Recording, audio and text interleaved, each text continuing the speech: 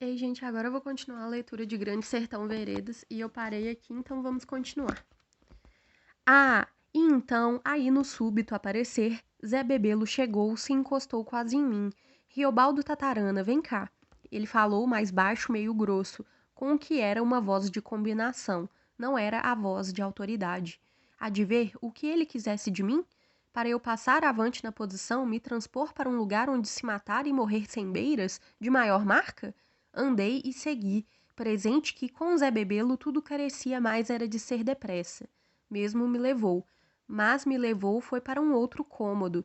Ali era um quarto pequeno, sem cama nenhuma, o que se via era uma mesa. Mesa de madeira vermelha, respeitável, cheirosa. Desentendi. Dentro daquele quarto, como que não entrava a guerra, mas o pensar de Zé Bebelo, ansiado eu sabia, era coisa que estralejava, inventante e forte. Mas antes, larga o rifle aí, deposita, ele falou. O depor meu rifle? Pois botei em cima da mesa, esquinado de través, botei com o todo cuidado. Alice tinha lápis e papel. Senta, mano. Ele, pois ele. Ofereceu a cadeira, cadeira alta, de pau, com recosto. Se era para sentar, assentei, em beira de mesa. Zé Bebelo de revólver pronto na mão, mas que não contra mim. O revólver era o comando, o constante revirar e remexer da guerra. E ele nem me olhou e me disse: escreve. Caí num pasmo. Escrever numa hora daquelas? O que ele explicado mandou, eu fui e principiei. Que obedecer é mais fácil do que entender. Era? Não sou cão, não sou coisa. Antes isso que sei para se ter ódio da vida. Que força a gente a ser filho pequeno de estranhos. Ah, o que eu não entendo, isso é que é capaz de me matar. Me lembrei dessas palavras, mas palavras que em outra ocasião quem tinha falado era Zé Bebelo mesmo. Escreve. O zunzum da guerra acontecendo era que me estorvava de direito pensar. E Zé Bebelo não estava ali, não era para isso, para pensar por todos?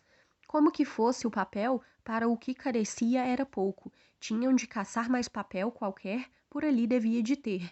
Enquanto isso eu cumprisse de escrever na seca mão da necessidade. E ouvimos praga de dor. Ao que foi? Uns gemidos despautados de sorrogo. Companheiro ofendido, o Leocádio, ouvimos. Sem modos, se precipitado, Zé Bebelo avançou para ali para ver. Sem determinação tomada de ir, eu também já estava lá, atrás dele. O homem, o primeiro ferido, caído, sentado, as pernas estendidas para diante, as costas amparadas na parede. Com a mão esquerda era que ele suportava sua testa, mas com a direita ainda segurava o rifle que o asno rifle ele não tinha largado. Conforme Raimundo Lé já tinha exigido, alguns vinham da cozinha trazendo as latas d'água. Raimundo Lé lavava a cara do homem ensanguentada, do Leocádio. Esse estava atirado pelas queixadas, má bala que lhe partira o osso, o vermelho brabotava e pingava. Meu filho, tu aguenta ainda brigar? Zé Bebelo quis saber. O Leocádio, que fez careta, garantiu que podia. O que posso? Em nome de Deus e de meu São Sebastião guerreiro, o que posso? Sempre sendo a careta sem gracejo, pois falar era o que para ele custava e maltratava. E da lei também. Ah, então vamos. Faz vingança, menino, faz vingança. Zé Bebelo aforçurou. Semelhante só botasse a preço nos fatos por resultar. Zé Bebelo se endemoninhava. Segurou meu braço, suscitado de se voltar para a mesa, para se escrever amanuense. Pelo discorrer, revólver na mão, às vezes achei, em minha fantasia, que ele estava me ameaçando. Ei, ai, vamos ver, que tem um esquadrão rei Uno. Esses é que vão vir me dar retaguarda. Ele falasse. Eu escrevesse com mais urgência. Os bilhetes, missiva para o senhor oficial comandante das forças militares, outro para o excelentíssimo juiz da comarca de São Francisco, outro para o presidente da Câmara de Vila Risonha, outro para o promotor. Apresta, a massa do volume deles também dá valor. Ele regendo. Acertei. Escrevi. O teor era aquilo mesmo, o simples, que se os soldados no soflagrante viessem de rota abatida, sem desperdiçar minuto, então aqui na fazenda dos tucanos pegavam caça grossa, reunida, de lobo, jaguatirica e onça, de toda a jagunçada maior, reinante no vés-vés desses gerais sertões. Arrasa, ajusta e serrar, com fecho formal. Ordem e progresso, viva a paz e a constituição da lei. Assinado José Rebelo Adro Antunes, cidadão e candidato. No pique do momento, perdi e achei minha ideia. E esbarrei. Aí, em pé, agora formada, eu conseguia a alumiação daquela desconfiança. Assim, em que maldei foi. Aquilo não seria traição? Rastreiro, tive que olhar Zé Bebelo no grude dos olhos. Daí, tão claro e aligeirado, pensei. Os prefácios. Aquele tinha sido o homem pago, estipendiado pelo governo. Agora, os soldados do governo com ele se encontravam. E nós, todos, Diadorim e eu, os tristes e alegres sofrimentos da gente, a célebre morte de Medeiro Vaz, a vingança em nome de Joca Ramiro? Nem eu sabia ao certo, depois, no correr de tantos meses, o extrato da vida de Zé Bebelo, o que ele tinha realmente feito, somenos se cumprida a viagem de ida até em Goiás. Soubesse o pior era que ele, por ofício e por espécie, não podia esbarrar de pensar inventado para adiante. Sem repouso, sempre mais. A gente estava por conta dele, e sem repouso nenhum também, nenhum, o portanto. E ele tinha trazido o bando cá para perto de São Francisco, tinha querido falhar os 3 dias naquela fazenda atacável. Quem sabe então um recado para os soldados virem, ele mesmo já não teria enviado desde tempos? Ideia é essa. Ah, ri de espanto. Ah, como quando onça de lado pula, quando a canoa revira, quando cobra chicoteia. Desce de ser? Ao caminho dos infernos para prazo. Aí careci de querer a calma. O tiroteio já redobrava. Ouvia a guerra.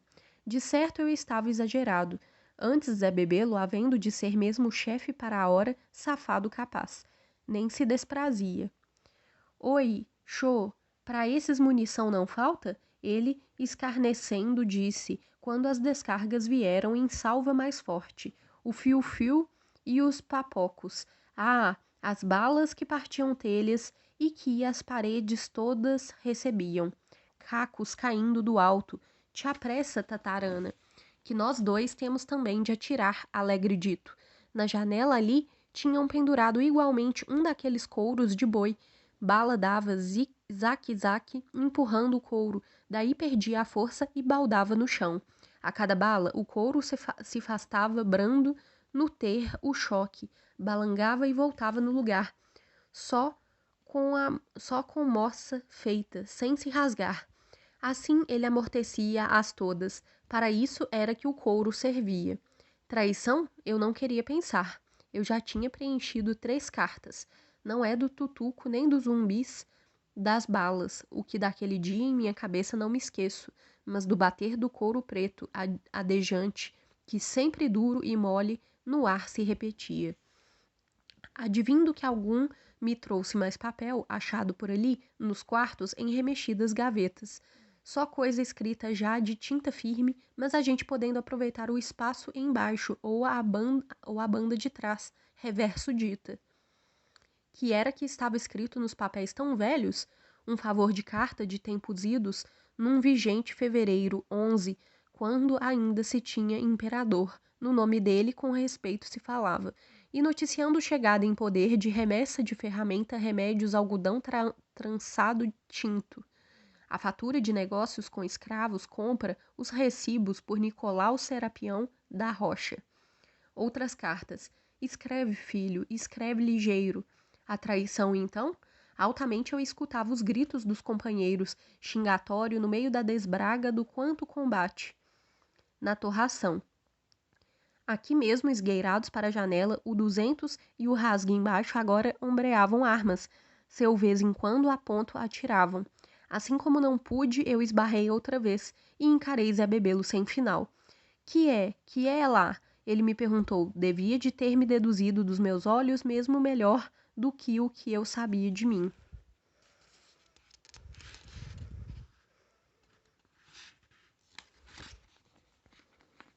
Ah, pois, por que é que o senhor não se assina ao pé? Zé Bebelo Vaz Ramiro. Como o senhor outrora mesmo declarou, eu cacei contra, reperguntando. Ato visível que ele esteve pego, no usual de seu modo, assim, de se espantar no ar.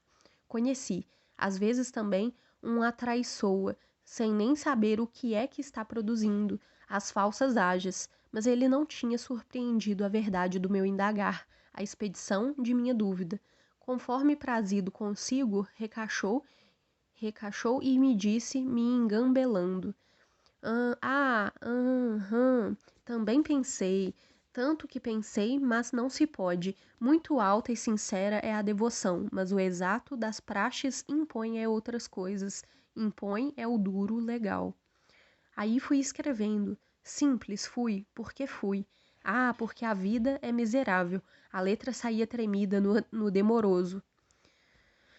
Meu outro braço também se recomeçava a doer, quase que. Traição. Sem querer eu fui lançando no papel a palavra, mas risquei. Uma bala no couro assoviou o soco, outra entrou atrás. Entrou com o couro levantando, deu na parede defronte, ricocheteou e veio cair, quente, perto da gente. Ali na parede tinha um chifre de boi de se dependurar a roupa. Até armador de rede era de chifre de boi naquela casa. Sumamente eu esperei o pispiciu de alguma outra bala, eu queira. Soubesse por quê? O pensar caladíssimo de Zé Bebelo me perturbava. Mas ele me disse que é, se debruçando, que erro que foi. Não viu porque eu já tinha riscado, mas então ele muito falou. Ia explicando. De noite no escuro feito, ia mandar 2 cabras, dos mais espertos viajeiros, para rastejarem por ali, furando o cerco, cada um levava ruma igual ao daquelas cartas.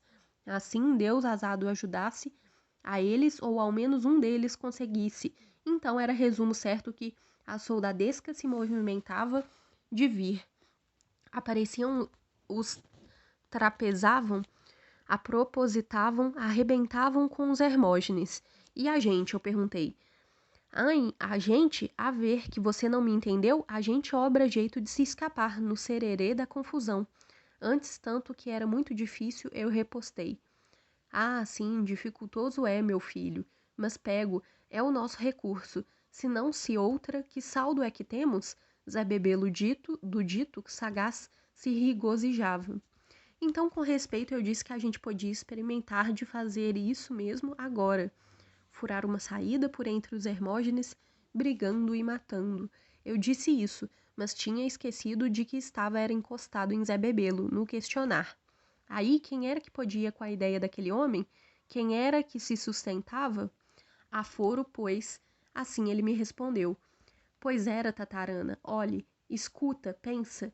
Esses Hermógenes não são mais valentes do que nós, nem estão em quantidade maior. Mas fato é que eles chegaram às surdas e nos cercaram. Tomaram tudo quanto há de melhor nessas posições.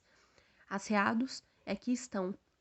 Agora, nesta hora, a gente forçar um escape pode ser que se tenha sorte, mas mesmo assim sofrendo muitas mortes, e sem meios para descontar essas, sem alcance nenhum para se matar um bom bocado desses inimigos.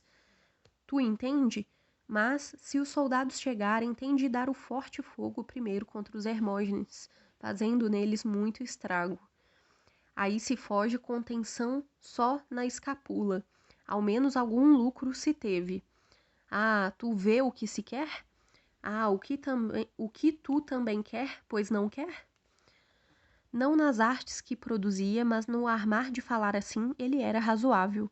Se riu qual? Riu?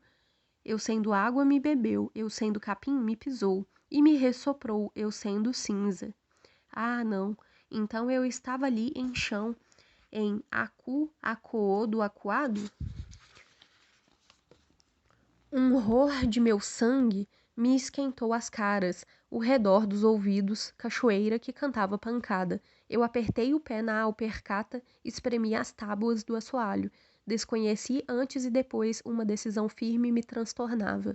E eu vi e fiquei sabendo. Me queimassem em fogo, eu dava muitas labaredas, muito altas.